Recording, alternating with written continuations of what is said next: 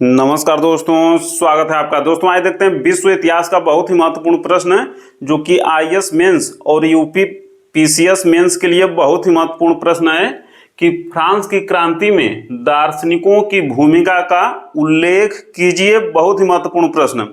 तो केवल छोटी सी भूमिका लिखेंगे कि फ्रांस के दार्शनिकों ने देश में व्याप्त समस्याओं की ओर जनता का ध्यान आकृष्ट कराकर फ्रांस की क्रांति में अप्रत्यक्ष रूप से योगदान दिया।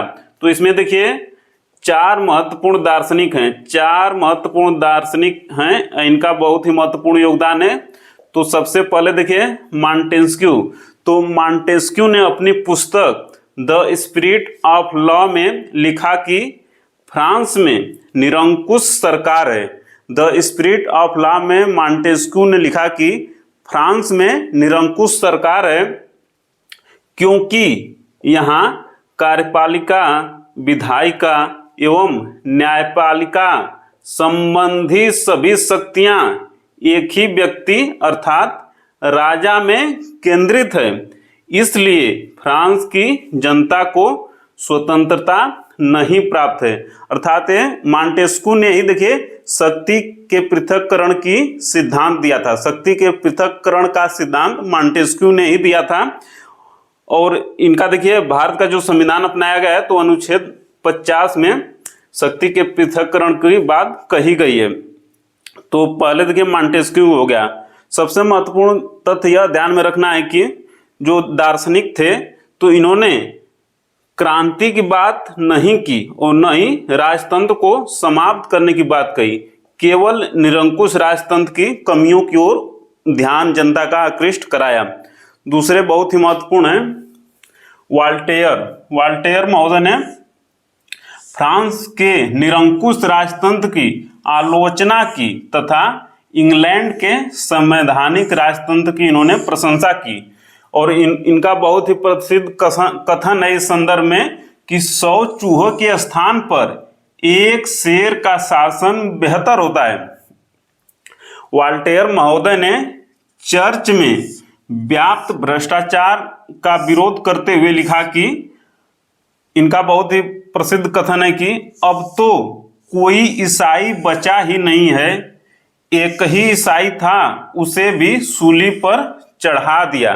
चूंकि मध्यकाल में यूरोप में चर्च एवं पादरी बहुत ही भ्रष्ट हो चुके थे तो उसी संदर्भ में इनका कहना था कि अब तो कोई भी ईसाई बचा ही नहीं है, एक ही ईसाई था उसे भी सूली पर चढ़ा दिया। अर्थात ईसा मसीह की ओर संकेत करते हुए लिखते हैं। तीसरे बहुत ही महत्वपूर्ण दार्शनिक थे रूसो। तो रूसो ने देखिए इनका कहना था कि राज्य का कानून व्यक्ति की समान इच्छा पर निर्भर होना चाहिए। राज्य का जो कानून है वो व्यक्ति की समान इच्छा पर निर्भर होना चाहिए, जबकि तत्कालीन फ्रांस में राज्य का कानून शासक की इच्छा पर निर्भर था।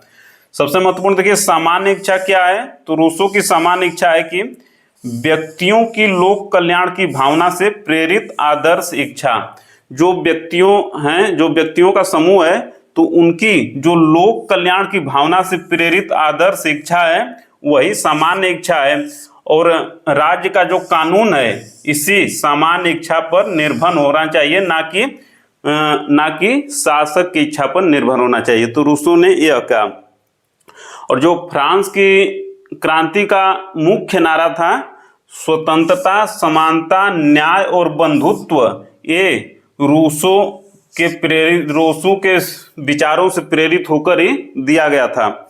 और इसकी बहुत ही महत्वपूर्ण किताब है सोशल कॉन्ट्रैक्ट। इसी में इन्होंने अपने मुख्य विचारों को लिखा है। और रूसो ने इनकी महत्ता को उल्लेखित करते हुए कहा था कि नेपोलियन ने रूसो की फ्रांस की क्रांति में योगदान का महत्व को रेखांकित करते हुए कहा था कि यदि रूसो नहीं होता तो फ्रांस में क्रांति भी नहीं होती। चौथे महत्वपूर्ण व्यक्ति थे दिदरो। तो दिदरो ने देखिए एक इंसाइक्लोपीडिया का प्रकाशन किया। और इस इंसाइक्लोपीडिया में दिदरो ने चर्च में व्याप्त भ्रष्टाचार पर लिखा, समाज के हर क्षेत्र में व्याप्त असमानता पर लिखा और शासन प्रशासन में व्याप्त बुराइयों पर लिखा, जनता का ध्यान आकृष्ट कराया।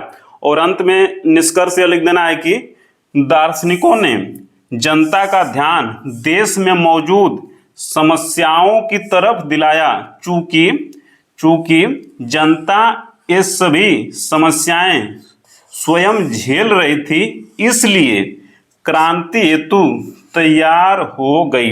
तो देखिए मुख्यतः आता है 250 शब्दों में लिखना होता है, तो इतना आंसर पर्याप्त है। और 4 मुख्य दार्शनिकों को लिखना है इसमें, तो यही 4 मुख्य दार्शनिक हैं।